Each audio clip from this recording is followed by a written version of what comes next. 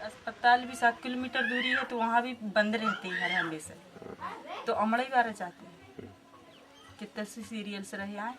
और इधर से तो कच्ची रोड, फिर उधर 1 किलोमीटर दूरी से फिर पक्की है, तो गाड़ी भी ऐसे भी ले जाती है। डॉक्टर वेळेवर येत नाही का, दुर्गापुर जाना कि मोरली लगा रहा।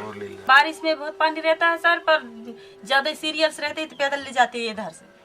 आमच्या गावाला काय आता सरकार दवाखाना इथे नाही आहे बा, लांब जावं लागते, चिचपल्ली, चंद्रपूर, डिलिव्हरी बायांना लोअरेला घेऊन जावं लागते। और पहले क्या था, यहाँ पे गर्भवती माताओं की भी मृत्यु हो जाती थी, वो इस कारण क्योंकि प्रसव वो ना ज्यादातर घर पे करवाती थी। घर पे जो डिलीवरी होती थी तो गोबर से लीप के और महिलाओं को मतलब आउटसाइड कर देते थे, घर के पीछे तरफ, और डिलीवरी होती थी, जिससे क्या रहता था, बच्चे को इन्फेक्शन ज्यादा होता था।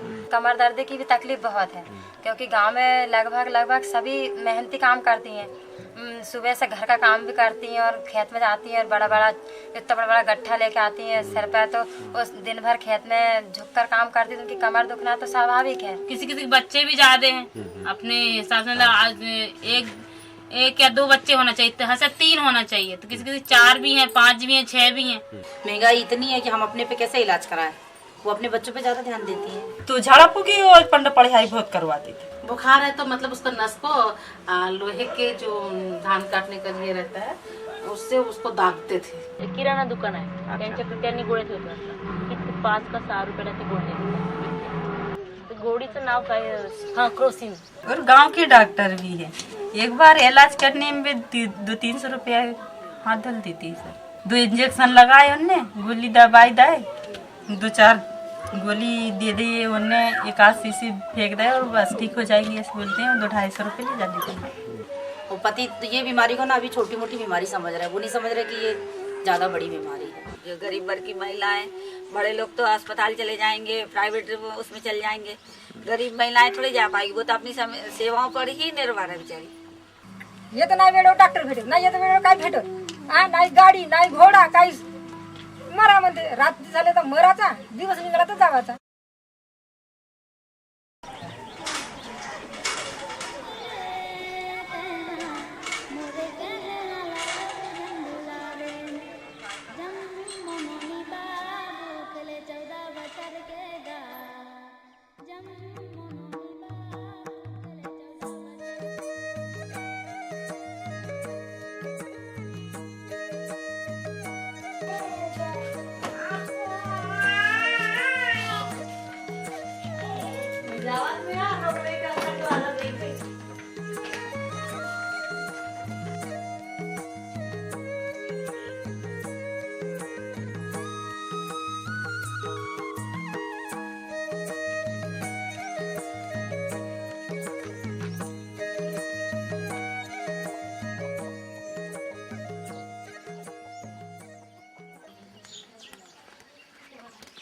बाई तब्येत वगैरे कशी आहे?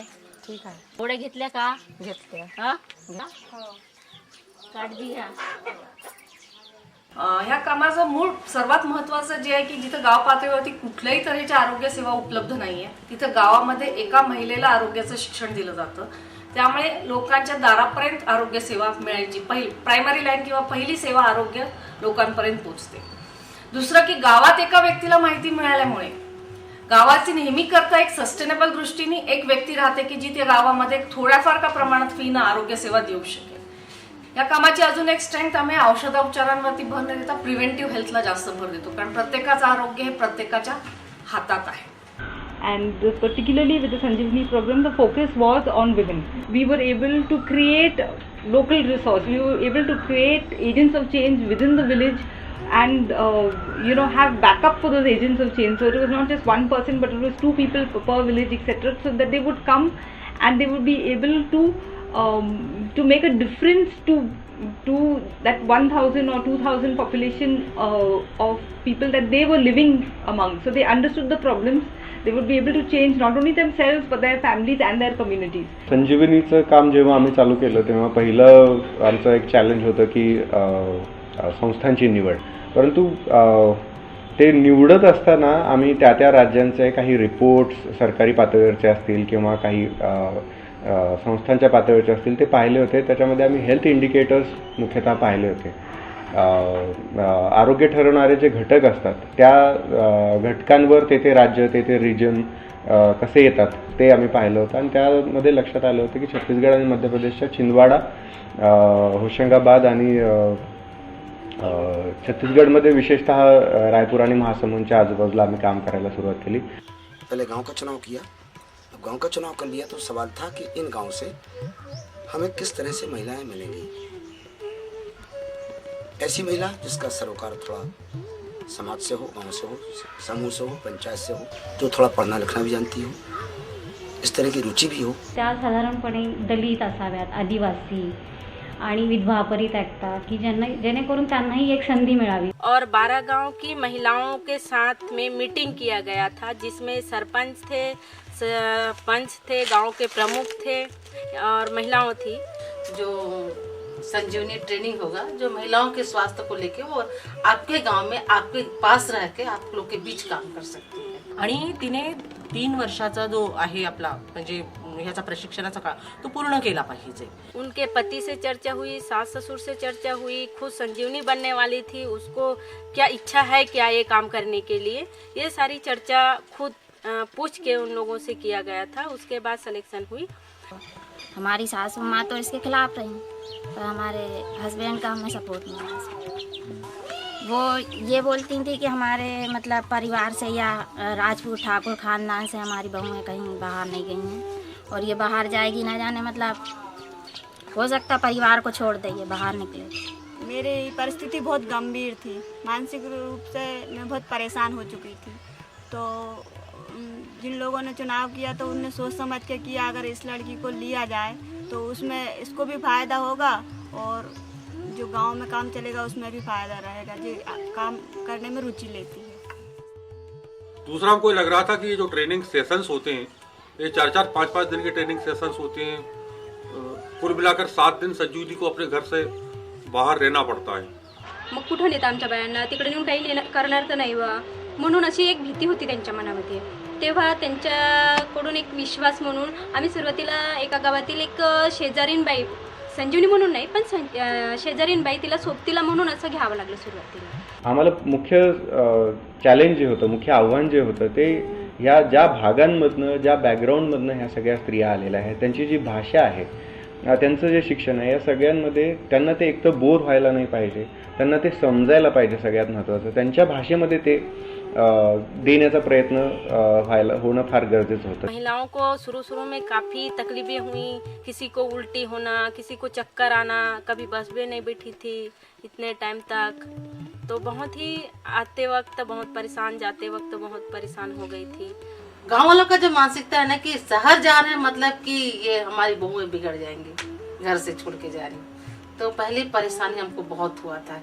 पर मैं क्या तो मैं अचानक नहीं इसे जो मीटिंग में जा रही हूँ मेरे घर में प्रॉब्लम आया था. तू क्यों गई, काय के लिए गई, तू का बन रही है. ऐसे घर के मेरे आदमी तक की बोल रहे थे कि तू का बन रही है, क्या करेगी, क्या करेगी, ते का मालूम हो है, तू तो भुंद बोधू है, ते क्या पढ़ के नहीं है, ते लिख के नहीं है, तू करेगा. पहले हमारे जो जितना भी शरीर है यहाँ पे है तो वो पेट ही, सारी चीज को पेट ही बोलते थे हमारी तरफ कि यहाँ पे अमाशय है, यहाँ पे कलेजा है, छोटी आंत है, बड़ी आंत है, कुछ भी पता नहीं था. आरोग्याचा संबंध त्यांच्या पूर्ण जगण्याशी, कुठल्याही समूहाच्या पूर्ण जगण्याशी असतो. त्यामुळे ट्रेनिंगचा कंटेंट सुद्धा आम्ही त्याच पद्धतीनं डिझाईन केला होता. आणि जे ट्रेनर होते त्यांनी ते अतिशय सहभागात्मक, खेळीमेळीच्या वातावरणात त्यांचे जे सांस्कृतिक खेळ असतील किंवा सांस्कृतिक गाणी असतील त्यांचा त्याच्यामध्ये वापर करून ट्रेनिंगमध्ये त्यांची इन्व्हॉल्वमेंट, त्यांचा सहभाग जास्तीत जास्त सक्रिय स्वरूपाचा कसा असेल याचा आम्ही बराच प्रयत्न केला.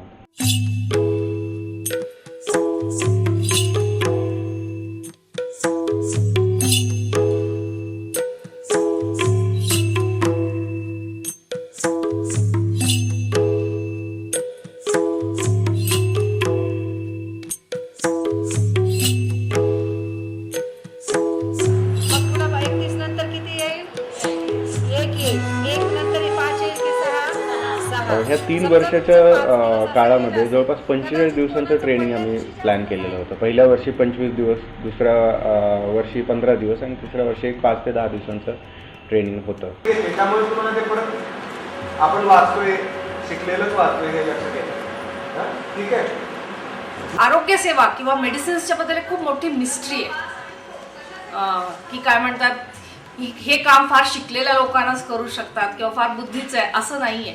हे काम कोणी करू शकतं, कारण आरोग्य हा सगळ्यांचा प्रश्न आहे. त्यामुळे प्रोग्रामचे आम्ही विचार केला होता की कशा तऱ्हेने या महिलांना ट्रेनिंग द्यायचं. तर असं ठरवलं गेलं की 2-3 पातळींवरती हे ट्रेनिंग द्यायचं. म्हणजे पहिल्या वर्षी फक्त बेसिक आजार जे महिला आणि बालकांना किंवा पुरुषांनाही होते, ताप, सर्दी, खोकला, थोडीशी जखम झाली असेल तर त्याचं बँडेजिंग कसं करायचं, फ्रॅक्चर कसं ओळखायचं, केव्हा डॉक्टरकडे जाण्याची गरज आहे, हा सुद्धा या प्रोग्राम मधला एक मोठा भाग आहे की एक आरोग्य साखळी तयार करण्यासाठी. गावामध्ये कुठले रिसोर्सेस असतात, ते रिसोर्सेस किंवा संसाधनं कोणाला उपलब्ध असतात, किती जणांना उपलब्ध असतात, कोणाला ॲक्सेस असतो, जसं शेती असेल, पाणी असेल, जंगल असेल, जमीन असेल, शाळा, ग्रामपंचायत ह्यासारख्या बेसिक सोयीसुविधा असतील, यांच्यापर्यंत कोण पोचतो, याचा कोणाला फायदा होतो, ही संसाधनं कोणाच्या उपयोगाला पडतात आणि त्याचं परत डिस्ट्रीब्युशन कसं असायला पाहिजे, खरं तर ह्याची विभागणी कशी असायला पाहिजे, या पातळीपासून त्यांचा दृष्टिकोन डेव्हलप करायला, तो जरा विस्तारित करायला आम्ही सुरुवात केली होती. तसंच की जे आपल्या देशातले मुख्य प्रश्न आहे, जसं ॲनिमिया महिलांमधला मुख्य प्रश्न आहे, त्यामुळे ॲनिमियावरती फार जास्त प्रमाणात कॉन्सन्ट्रेट केलं गेलं महिलांचं आरोग्य म्हणून. बऱ्याच मला असं अनुभव होता की आम्ही जेव्हा ते शिबिर घेतो तेव्हा की माझं कधी आयुष्यात वजन नाही केलं, माझं कधी आयुष्यात उंची नाही केली, पण आपल्या शिबिरामध्ये प्रत्येक बाईची आपण तपासणी करताना उंची तपासली, वजन तपासलं, तर बायांना असं वाटलं थोडंसं वेगळं वाटलं. काही बायांना तर आपल्या वजनावर म्हणजे वेट मशीनवर उभं राहता येत नव्हतं, कसं राहायचं बाई, मग कसं पाय असं हालत होत्या त्या, आम्ही थोडंसं हात धरून राहायचो. म्हणजे इतक्या लोकांमध्ये थोडंसं बायांमध्ये वाटलं की माझी पण तपासणी कुठली होत आहे. दुसऱ्या ट्रेनिंगला आम्ही एचबी तपासणी करायला तर एचबीची तपासणी केली तेव्हा आम्ही तिथे अगोदर आपल्याला शिकवलंच होतं. शिकवल्यानंतर मग आम्ही गावात कॅम्प घेतला.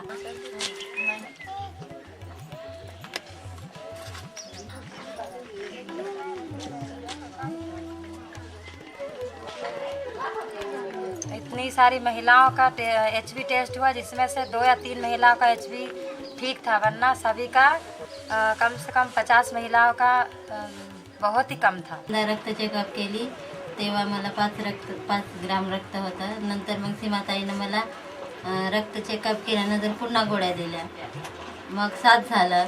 मग 7 झाल्यानंतर मग पुन्हा डबल दिले गोळ्या. आता रक्त चेकअप करतच आहे.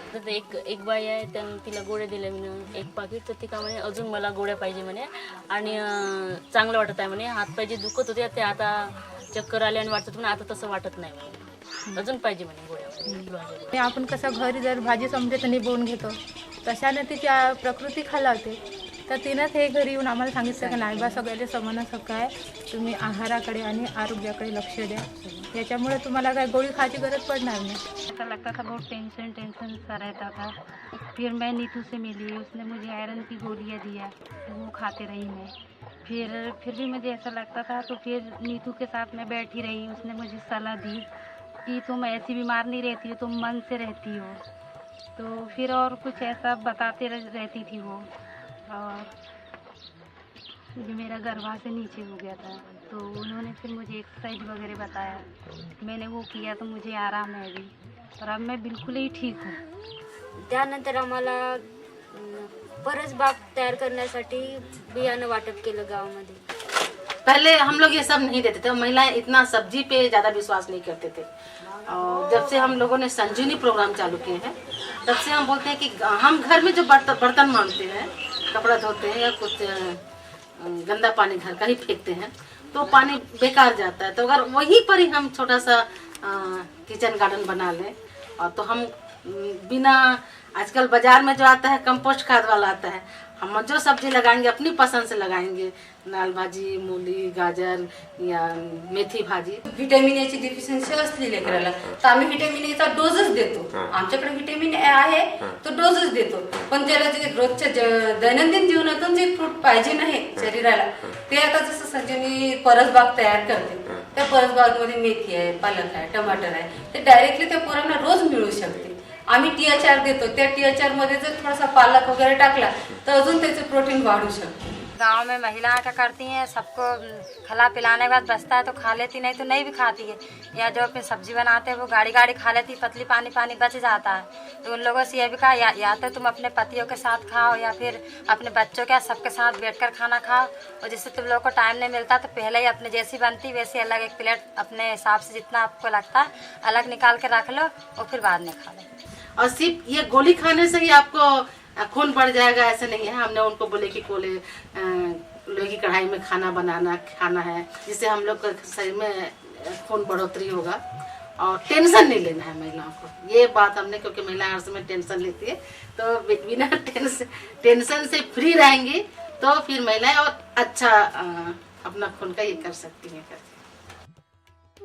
आणि दुसऱ्या वर्षी जे आता फोकस केलं गेलंय ते म्हणजे महिलांचं प्रजनन आरोग्य. दर महिन्याला बीजांडातून 4-5 बीज मोठे व्हायला सुरुवात होतात आणि बीज कोश इस्ट्रोजनची निर्मिती सुरू करतो. इस्ट्रोजनमुळे काय काय होतं, गर्भाशयाच्या भिंतींमध्ये अस्तर निर्माण व्हायला सुरुवात होते, अस्तरांवर थरांवर थर तयार होतात. और क्योंकि इसके पहले किसी ने इस संबंध में जानकारी नहीं दी है, क्योंकि हमारे पहले से पूर्वजों से चले आ रहे हैं कि ये सब चीज़ ढक की बात करनी है, 4 जनों के सामने नहीं बोलनी है, तो वो सारी चीज़ है. शुरू में हम खुद भी हम लोग संकोच में थे कि ये लोग क्या क्या बता रहे हैं, हमें अच्छा भी नहीं लग रहे थे, सिर दर्द शुरू हो गए थे. हम कभी देखे नहीं थे, सोचे नहीं भी थे क्या है ये सब चीज़. फिर बाद में पता चला कि हमारे महिलाओं के अंदर भी ये सारे चीज़ होते हैं और हम नहीं जानते हैं, इसलिए बहुत बड़े धोखे में पड़ जाते हैं, जान भी चली जाती है. महिलाएं साफ बोलती थी हमें कुछ भी नहीं हुआ है, क्योंकि वो सुने ही नहीं है उस बात को, तो शर्माती थी हमें कुछ भी नहीं हुआ है. तो हम जांच के दौरान पता चला उसमें कि सबको सफ़ेद पानी न कुछ तो तकलीफें होती है. हम लोगों ने 6 गांव में हेल्थ कैंप किए हैं. उसमें किसी गांव में 100, किसी गांव में 200, किसी गांव में 150, इस तरीके से महिलाएं आई थी इलाज कराने के लिए, जिसमें 150-200 करीब महिलाओं को सफ़ेद पानी की ज़्यादा समस्याएं थी.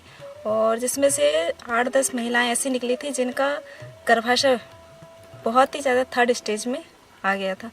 एक तो कम उम्र में शादी, और कम उम्र में शादी पहले हो जाती थी, इससे भी और क्या बार बच्चे होने के कारण जो गर्भाशय है ना खींचा जाता है, इस कारण से भी ये समस्या गर्भाशय बाहर की है. आणि हे जे आजार आहेत ते त्या कोणाजवळ बाकी कोणाजवळ बोलू शकत नाही. डॉक्टरकडे गेल्या तरी बरोबर बोलतात, त्या बारीक सारीक असं सांगत नाही. मेन बात तो ये रहती है कि समाज में ये धारणा है कि महिला जैसी गर्भवती होने के बाद जैसी बच्चे का जन्म हुआ उसके बाद के महिलाओं को पेट भर के खाना भी नहीं देते हैं. और क्या है कि दूध की जरूरत रहती है, कैल्शियम की, और जो भी पौष्टिक आहार की जरूरत रहती है, उसके कारण ये सब होता है. आईकडे जावं तर आईला कसं सांगायचं, आईला विनाकारण काळजी पडेल, किंवा मग मी सासरला कोणी शेजाऱ्याकडे सांगितलं तर शेजाऱ्याकडे सुद्धा त्या माझ्या घरी सांगत जातील आणि मला जास्तचा त्रास होईल, या उद्देशाने त्या सांगत नाही. तो डॉक्टर से हमने बात की तो वो डॉक्टर यही बोलते हैं आप अपना टारगेट देखिए, हम लोग उसके लिए क्या कर सकते हैं, आप हॉस्पिटल में भेजिए. हॉस्पिटल में जाती है तो उन्हें 2-4 टैबलेट मिलती हैं, तो वो जड़ से बीमारी तो जा नहीं सकती है. मग प्रजनन संस्थेच्या बद्दल माहिती देत असताना शिकवत असताना मग तिथे गर्भाशयाचं मॉडेल स्त्री पुरुष दोन्हीही, त्याच्यानंतर क्लेच्या माध्यमातून ते संजीवनीनी काढणं, परत काही चित्रीकरण जे असेल जे इंटरनेटच्या माध्यमातून असतं तर त्या चित्रीकरणाचं पण त्यांना दाखवणं, ह्या सगळ्या माध्यमांचा उपयोग करणं.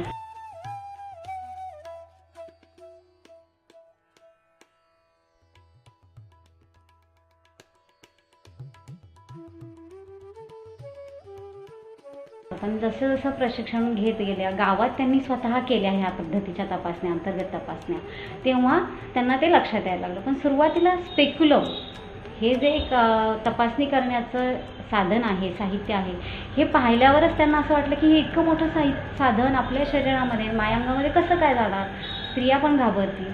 मग त्याबद्दल आधी समजावून सांगावं लागलं की हे कशा पद्धतीने काम करतं, हे साधनाचा उपयोग काय आहे, ते किती सहजपणे हाताळता येऊ शकते, ह्याबद्दलची सुद्धा सविस्तर माहिती द्यावी लागली. आणि मग संजीवनींनी हे सुद्धा गावात सहजरित्या हाताळलं. त्यांनाही गावात सांगताना, स्त्रियांबरोबर बोलताना त्याचा उपयोग झाला, जे प्रशिक्षणामध्ये सांगितलं होतं. बाया आता अशा मोकळेपणाने बोलायला लागले की नाही बा मला पांढरं पाणी जातं आहे, किंवा लघवीच्या जागेवर योनी मार्गावर फोडं आलेले आहेत, हे जे बारीक सारीक गोष्टी पहिले बाया बोलत नव्हत्या त्या आता बोलायला लागल्या. संजीवनी को बनाए रखना जो है वो हमारे लिए इस प्रोग्राम में एक चैलेंज था. उसका एक कारण था कि एक तो पलायन जो है, माइग्रेशन जिसको बोलते हैं, वो एक बड़ा मुद्दा था. लोगों के पास में खाने के लिए नहीं है तो वो कहीं बाहर जाके काम करते थे. दूसरा कि परिवार के लोग जो है उस काम को नहीं करने के लिए जो है उसको बोलते थे. तीसरा ये है कि उसकी एक शिक्षा जो है इस कार्यक्रम में आड़े आ रही थी. एक हमारा एक बड़ा अनूठा अनुभव रहा कि ये जो संजीवनी है वो 7 दिन के लिए समय निकाल पाई और केवल मध्य प्रदेश के बाहर नागपुर में भी कार्यशाला हुई और वहाँ पर भी उन्होंने इसमें वो शरीक हुई कार्यशालाओं में. तो एक बड़ी उपलब्धि थी है, क्योंकि घर से महिलाओं का निकलना अपने आप एक बहुत बड़ी उपलब्धी आहे एक ऐसे माहोल में. फार हालाकीची परिस्थिती आहे त्यांची. कुटुंबात मजुरी केल्याशिवाय त्यांचं पोट भरणार नाही की त्यांची चूल पेटणार नाही, अशा पण संजीवनी आपल्यासोबत आहे.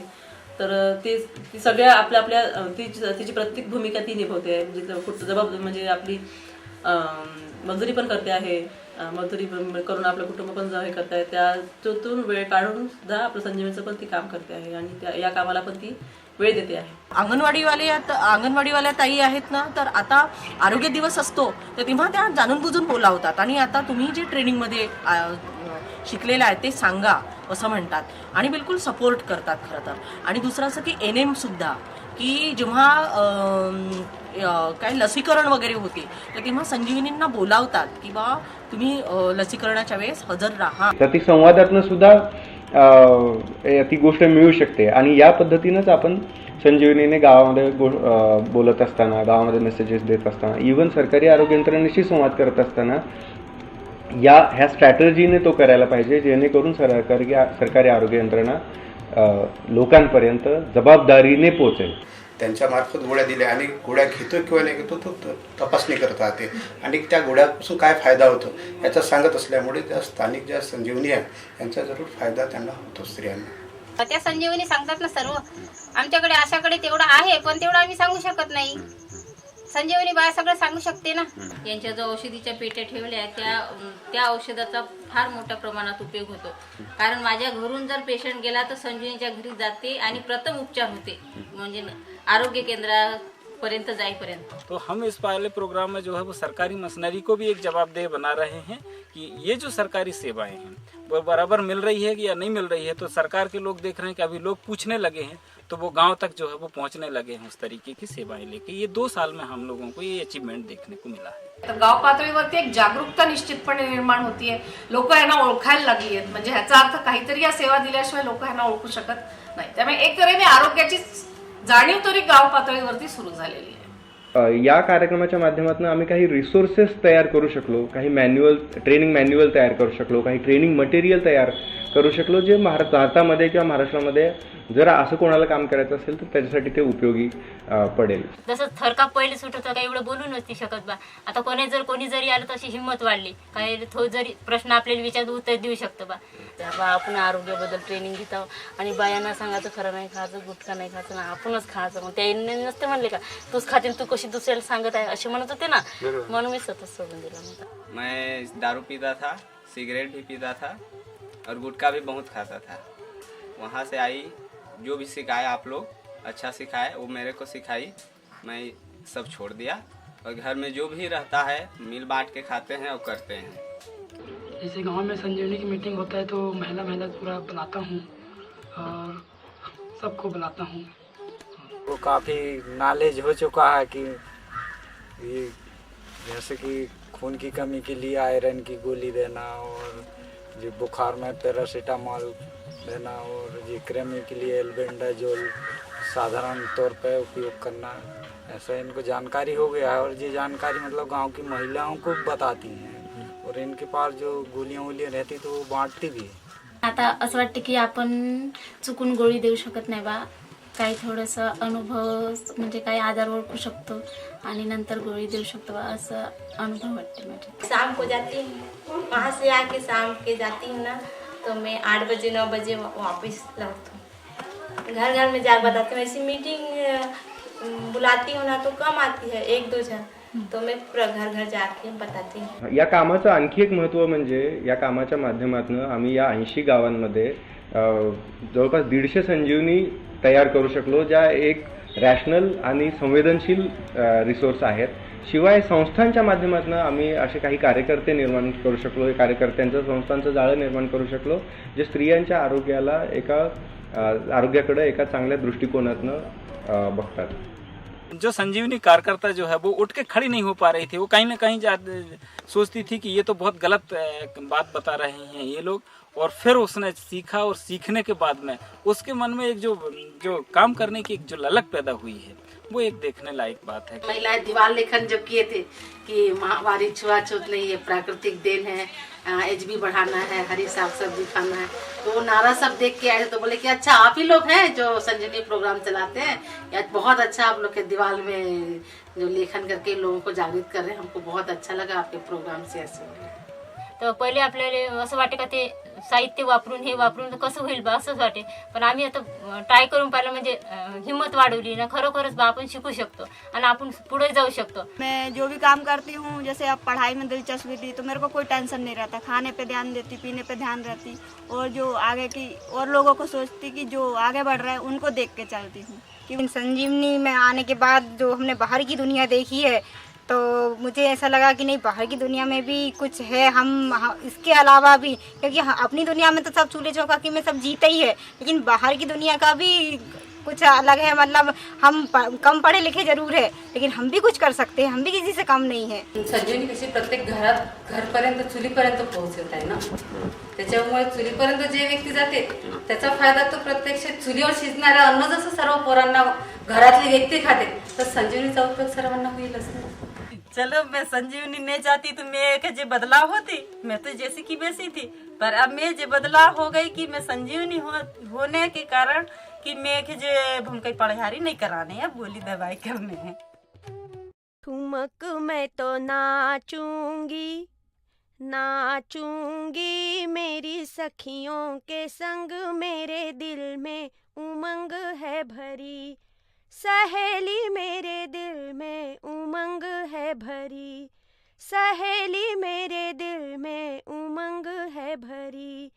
सखियों के संग संग शाला में जाऊंगी, सखियों के संग संग शाला में जाऊंगी, सखियों के संग संग साइकिल चलाऊंगी, सखियों के संग संग साइकिल चलाऊंगी.